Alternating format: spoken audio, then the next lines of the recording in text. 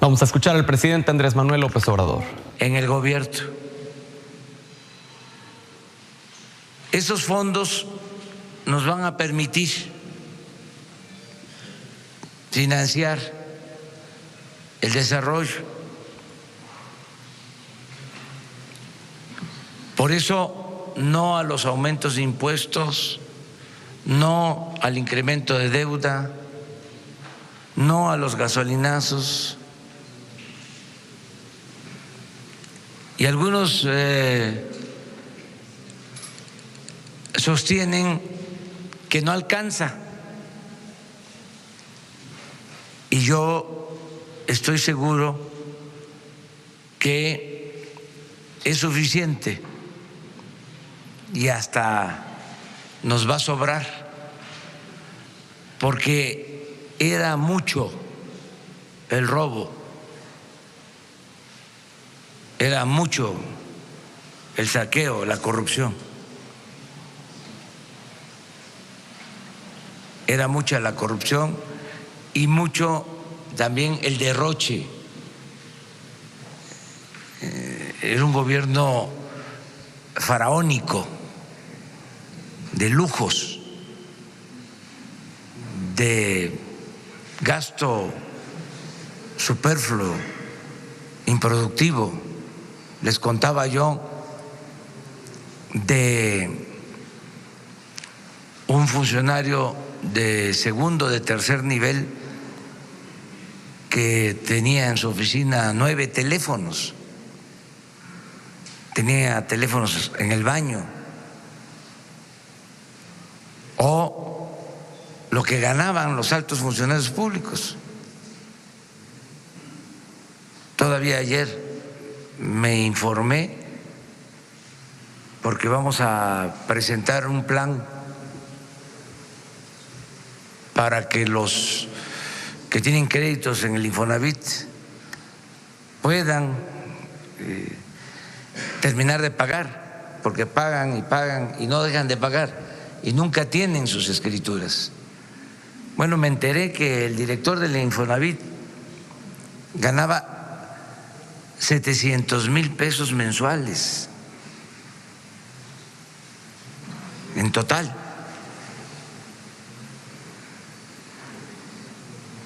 Entonces, sí nos va a alcanzar. Y como parte de eso, pues vamos a vender aviones, helicópteros y vehículos que ya no necesitamos, porque es otro gobierno. Entonces ahora les vamos a presentar que vamos a vender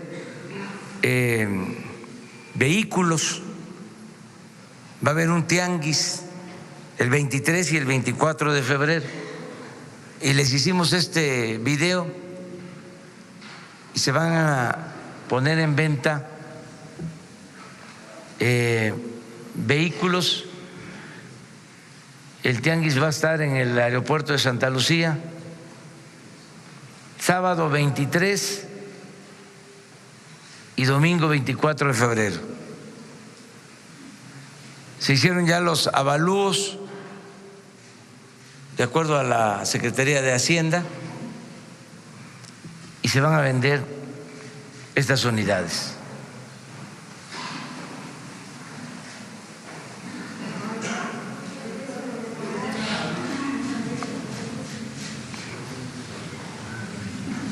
Ahora la repiten para que...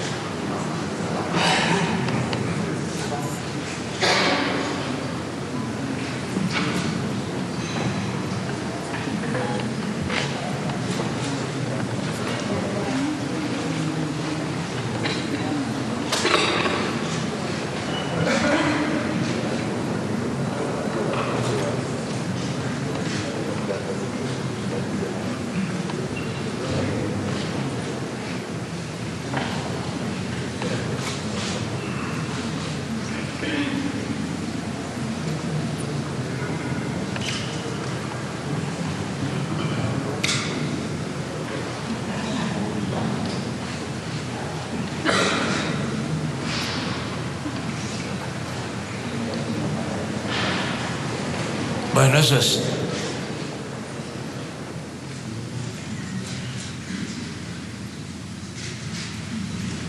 Es el precio de lo que costaron y el avalúo, que es el precio de salida para la subasta.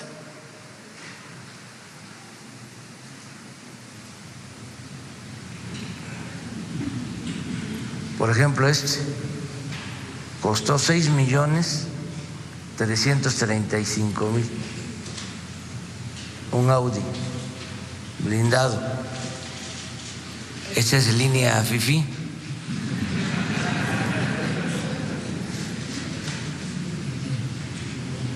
Pero a ver si lo regresas. Empieza con 1.991.000. Vamos a tener cuidado, vamos a pedirle ahí a la Fiscalía General y a Gobernación que estén pendientes para los que van a comprar, que sea gente pues que se dedique a actividades lícitas.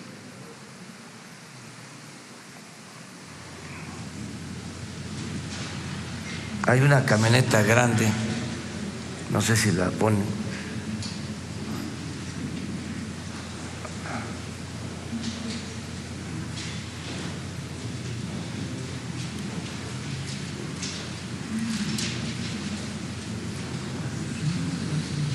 Esa,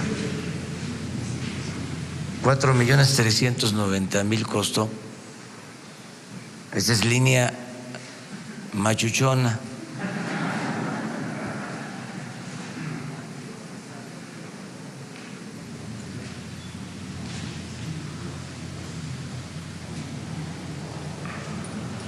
Queremos obtener alrededor de 100 millones. Es para la Guardia Nacional, todo lo que se va a recaudar. Y el día 26 y 27 de abril se van a poner en venta también en Santa Lucía 76 aviones y helicópteros. Eso es una feria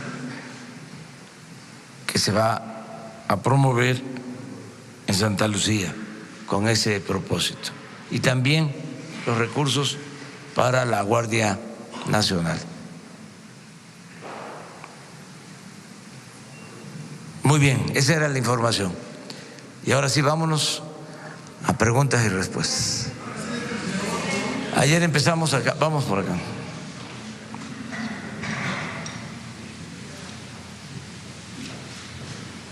Buenos días, presidente. Daniel Blancas, de Crónica.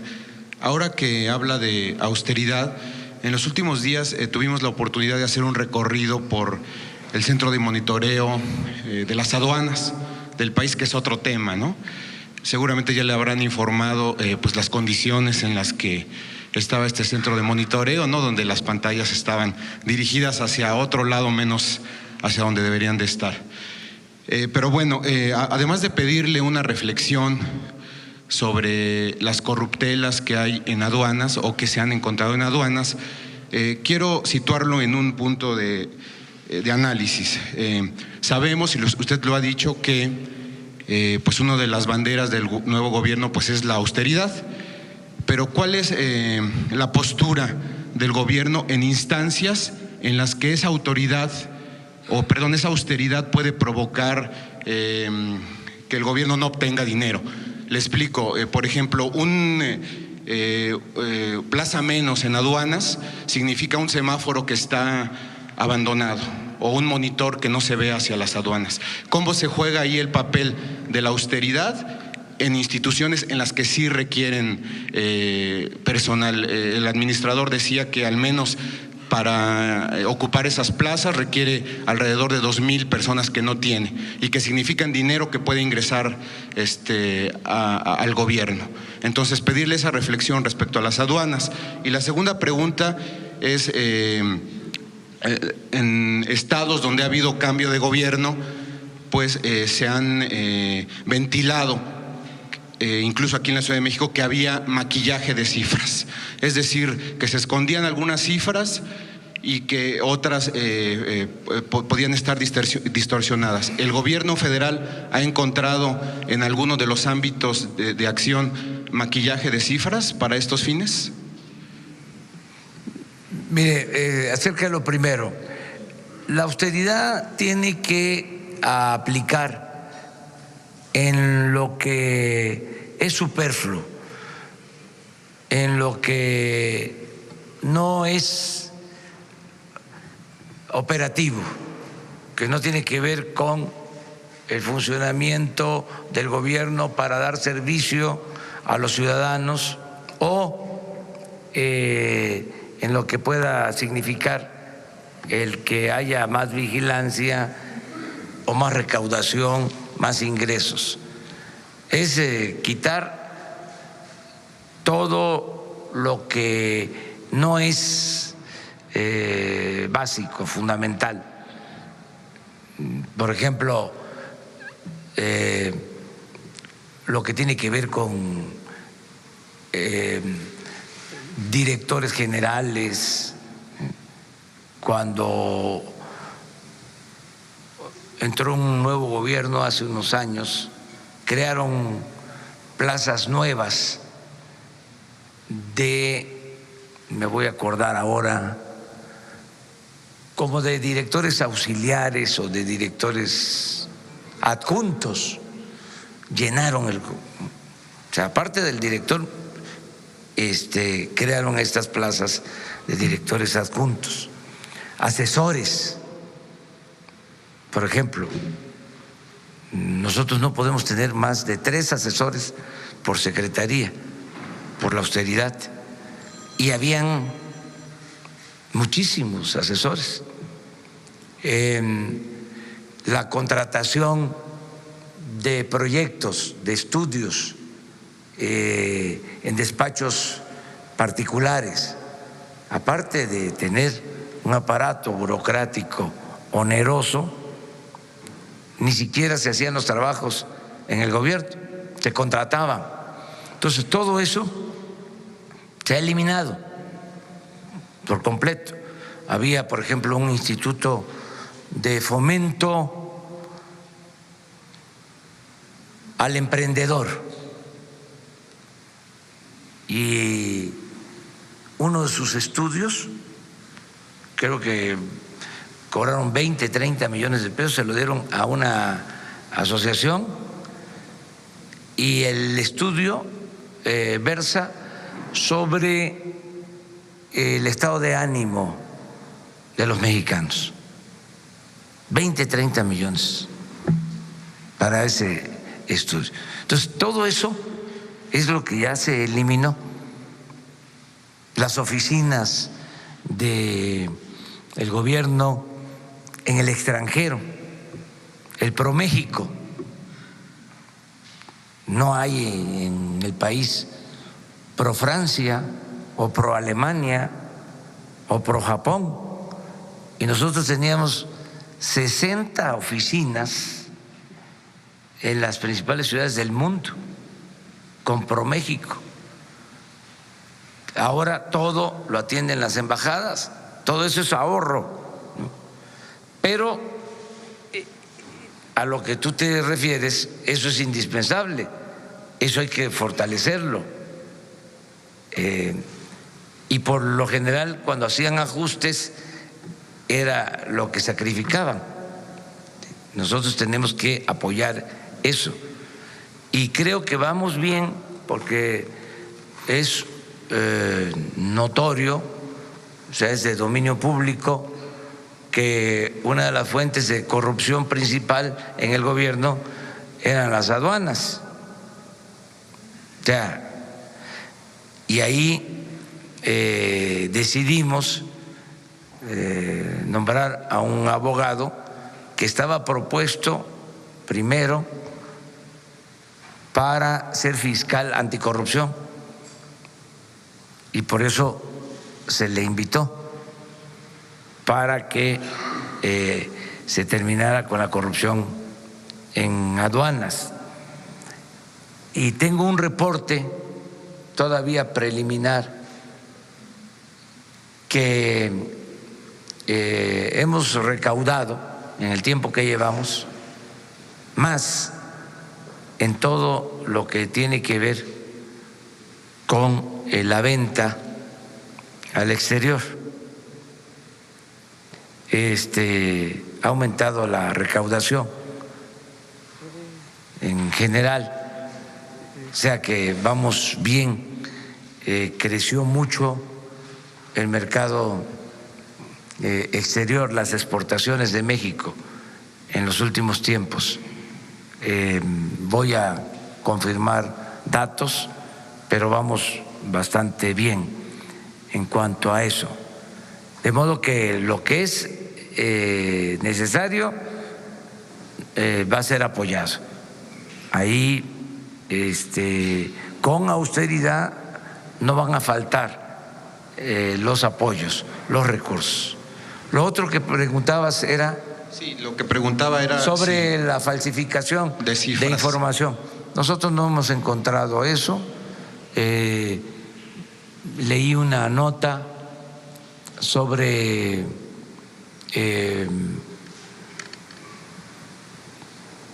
maquillaje en la producción de petróleo crudo, pero no está confirmado. Lo que está pasando en la explotación petrolera es de que se cayó la producción porque fue un engaño lo de la reforma energética. Fue una tomadura de pelo de que iba a llegar la inversión extranjera, la dolariza, y no llegó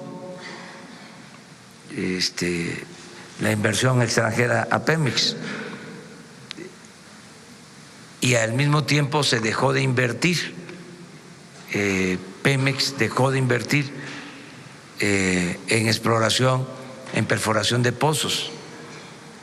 Eso produjo la caída en la producción. Por eso ahora la inversión en Pemex es mayor.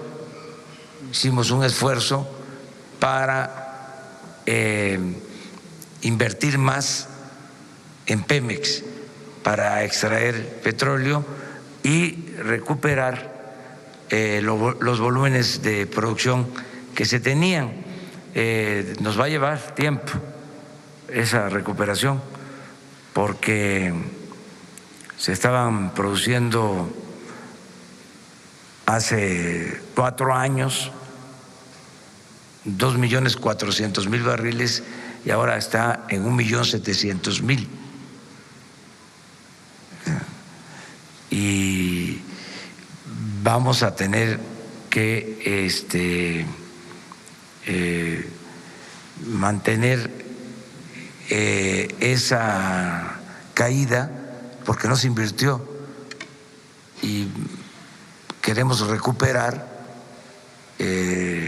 ya la producción a finales de año, que estemos en 1.900.000 barriles para finales de año y empezar a crecer en el 20, en el 21, para terminar en el 24 con 2.400.000 barriles. Esa es nuestra propuesta y estamos invirtiendo y vamos a fortalecer a Pemex porque se le dejó sin apoyo. O sea, fue como un plan deliberado para acabar, para quebrar a Pemex, y no solo eso, sino para meter al país en una grave crisis.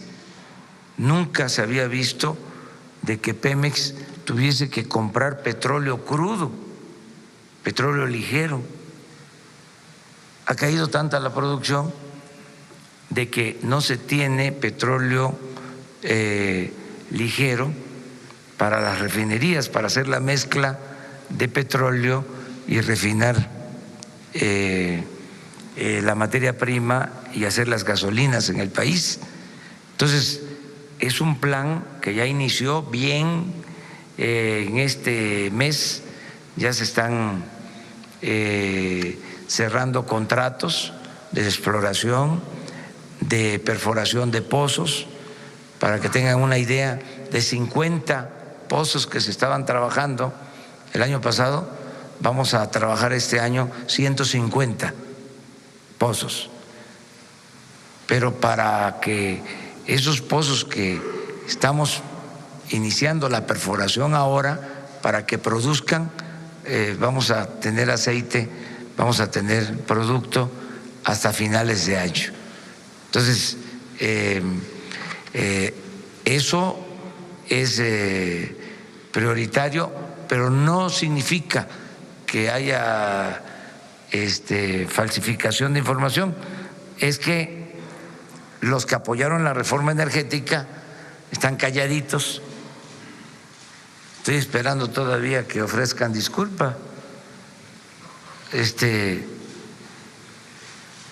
No nos han ofrecido una disculpa pública, no dicen nada y cometieron un grave error en confiar en que al entregar contratos con las llamadas rondas iba a llegar la inversión extranjera. De los 107 contratos que entregaron, no se ha producido un solo barril de petróleo, no ha habido inversión. Y al mismo tiempo, si pensamos de buena fe,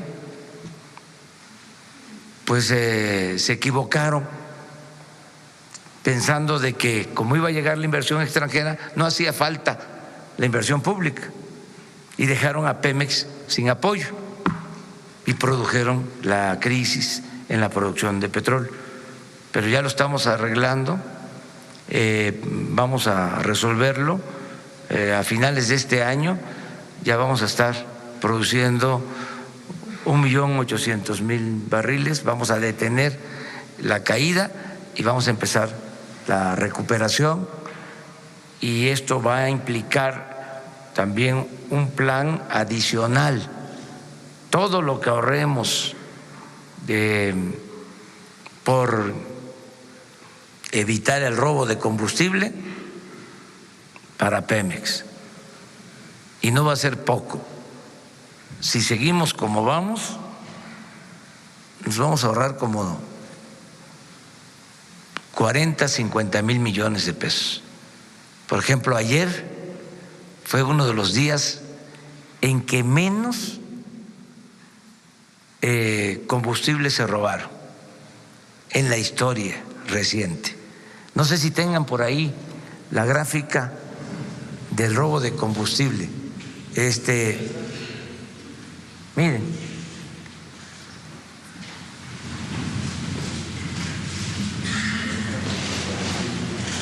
Vean,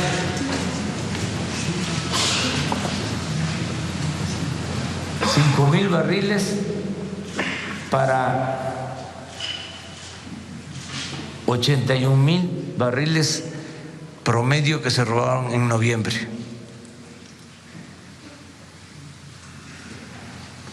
Si le seguimos así, esto va para fortalecer a Pemex. 40-50 mil millones. Pero además vamos a anunciar otras medidas, porque Pemex es de las empresas petroleras del mundo que más paga impuestos. Entonces vamos a que les quede más para invertir a Pemex, porque es una industria básica de la nación. En vez de apostar a debilitarla, vamos a fortalecerla. Si no encontró maquillaje en alguno de los delitos, ahorita estábamos checando el dato del salario del director del Infonavit. No es lo que se reportaba públicamente. ¿Sí había maquillaje en salarios? Es que sí, porque eran muchas las entradas adicionales. Una cosa era el salario y otra cosa eran bonos, compensaciones. En la suma daba 600, 700 mil pesos la suma. Nosotros tenemos como compromiso el transparentar la nómina. Nos va a llevar tiempo, pero la idea es de que los ciudadanos puedan saber cuánto ganamos los servidores públicos en total, cuánto gana un servidor público ya compacto, porque eso no se podía saber, no se sabía, porque eran muchas entradas de distintas maneras. Entonces, vamos a la transparencia completa en nómina, es un compromiso que tenemos.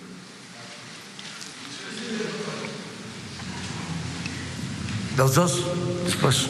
Gracias. Buenos días, presidente. Alejandro Lelo de la red Grupo Cantón y Diario Basta. Preguntarle, presidente, ayer se aseguran 2 buques en Dos Bocas, el puerto más importante para el tránsito de hidrocarburos, traen 880,000 litros de diésel. Usted hace unos días nos comentó que ahí también en hay un tráfico de petróleo, hay un huachicol de petróleo. ¿Qué tan grave es este robo de petróleo, diésel y gasolina a través del puerto de Dos Bocas y quizás de los demás puertos en el país? Y la segunda pregunta, presidente, en el caso de las policías estatales, el mando único, hay todavía estados de la República que no terminan de consolidar el mando único y todavía más municipios que tampoco lo consolidan. ¿Qué les diría, sobre todo en el sentido de la operación de la Guardia Nacional en coordinación con estos mandos únicos? Bueno, en el caso de la Secretaría de Marina, que fue la que detuvo a estas embarcaciones, están haciendo una revisión, pero no sé si esté el almirante Ojeda todavía. Si está, de una vez les informamos sobre eso. No se encuentra. Mañana les informamos sobre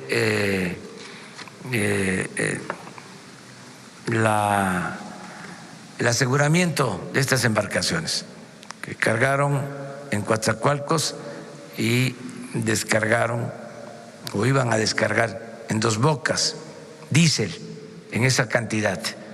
Ellos tienen toda la información y ya están los buques a disposición de la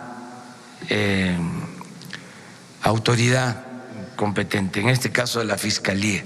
Ya está presentada la denuncia, tengo entendido que están detenidos los barcos, no sé si haya detenidos del personal, 10 marinos, sí, eso es lo que se está mencionando. Mañana les informan sobre eso.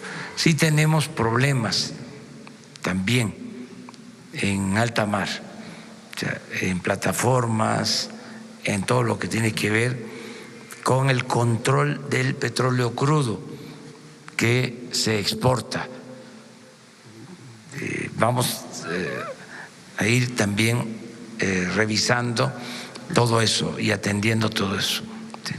Sobre el mando único que… Sí, estamos esperando que el Congreso nos ayude. Voy a seguir haciendo un llamado a los legisladores para que se aprueben las reformas y se pueda crear la Guardia Nacional. que nos hace mucha falta, porque estamos trabajando todos los días para garantizar la seguridad, pero el modelo que consideramos eficaz para enfrentar los problemas de inseguridad y de violencia estriba o consiste en que podamos tener 266 coordinaciones territoriales de seguridad, o sea, tener presencia en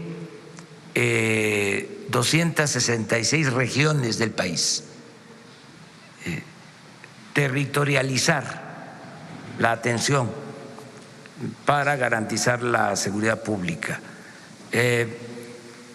no tener cuarteles distantes de los ciudadanos, que donde vive la gente se tenga cerca una coordinación de seguridad a cargo de la Guardia Nacional, integrada por Policía Militar, por la Policía Naval y por la Policía Federal. Ese es el propósito.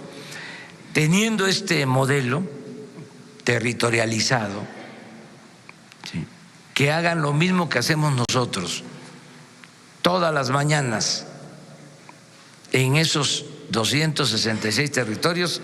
Se reúnen los mandos de las corporaciones y hacen la evaluación de lo sucedido, reciben el parte, analizan en dónde se están cometiendo los delitos, qué tipo de delitos, cómo actuar. Esto es lo que nos va a dar resultados para enfrentar el problema de inseguridad y de violencia, porque eso, aunque los atendemos todos los días, no hemos podido llevar a cabo esta acción en los territorios.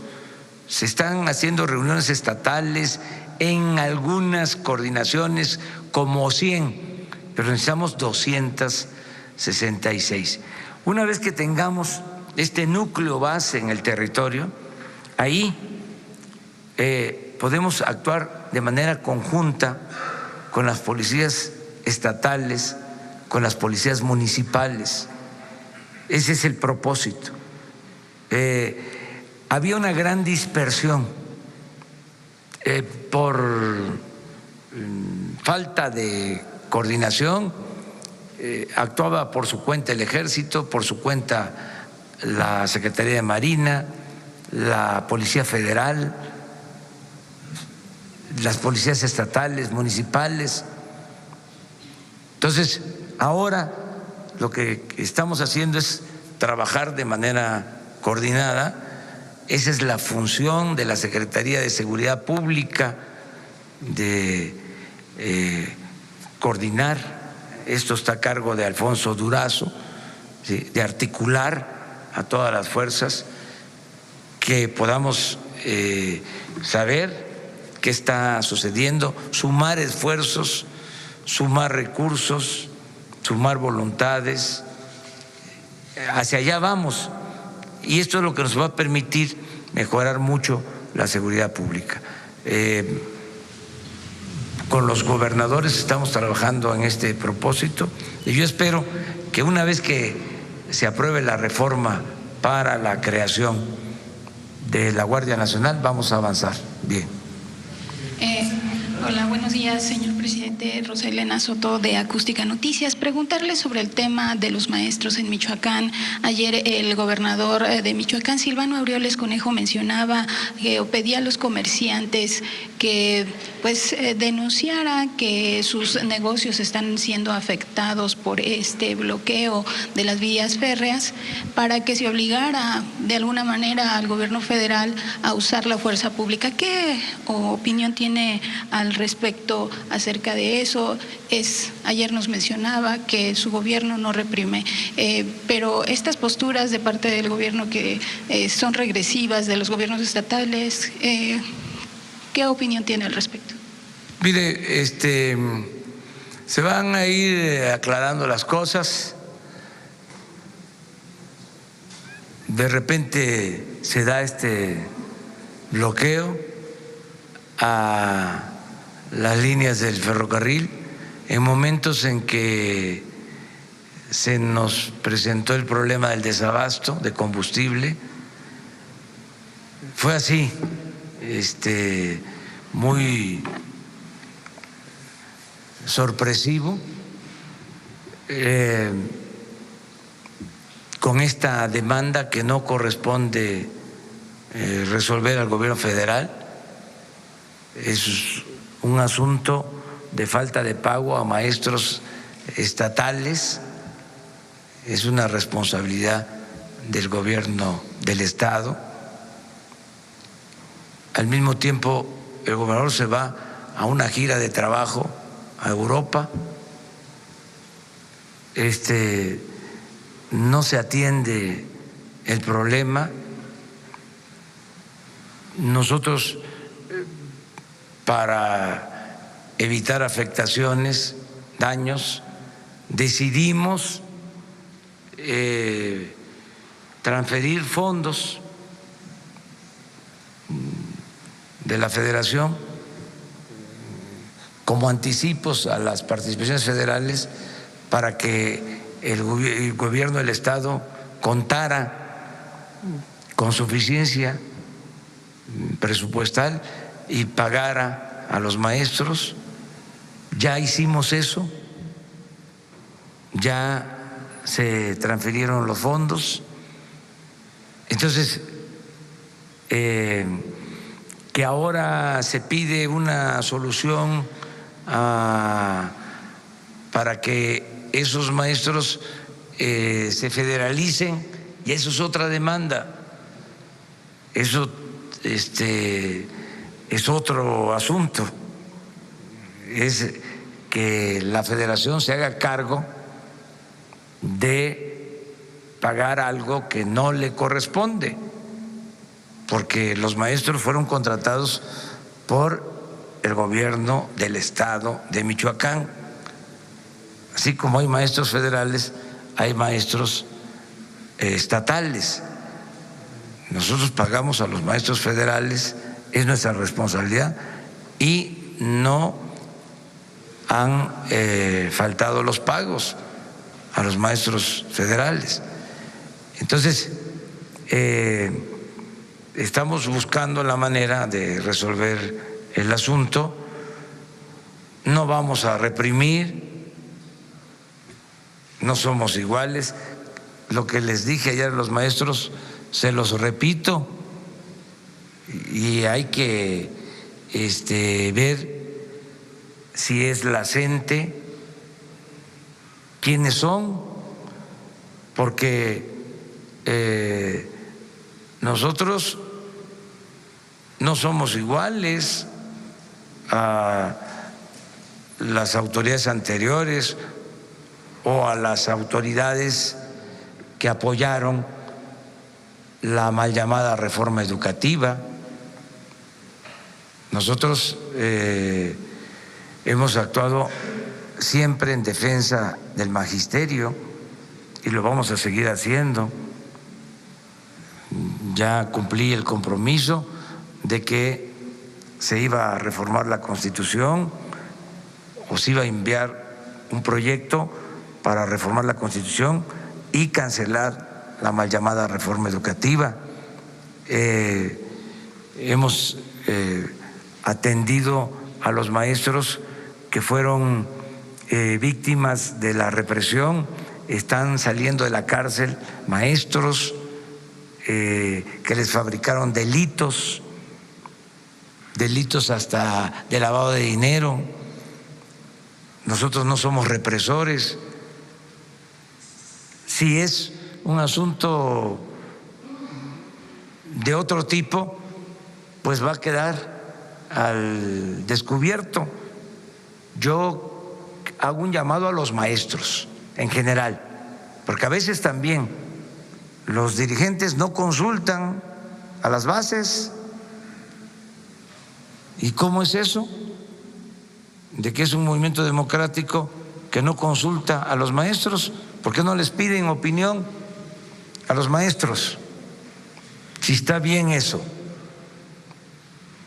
que están haciendo, una vez que estamos nosotros resolviendo el problema y ellos mantienen su protesta, actuando de manera provocadora. Eso no ayuda a una organización democrática. Es más, eso es un distintivo del conservadurismo. O sea, eso no tiene nada que ver con la izquierda. O sea, para ser claros, esa es una actitud conservadora.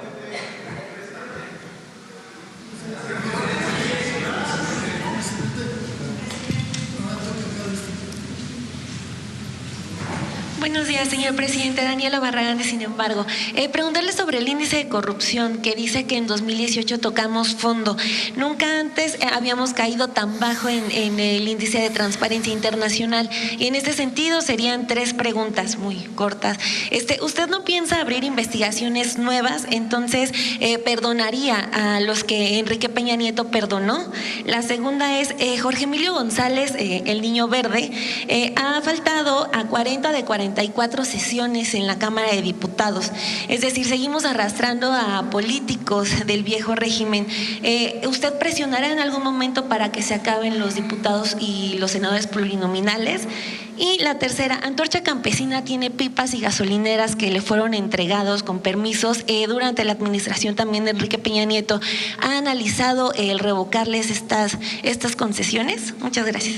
Bueno, yo ya he hablado mucho de que todas las investigaciones que están en curso sobre delitos de corrupción, hechos de corrupción, porque dicen los abogados que no hay delito de corrupción, son hechos de corrupción,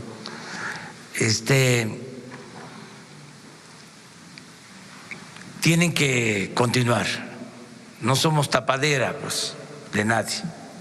Todas las investigaciones que están abiertas deben de definirse y castigarse a los responsables, que no haya impunidad. Ese es mi planteamiento. Al mismo tiempo, yo no quiero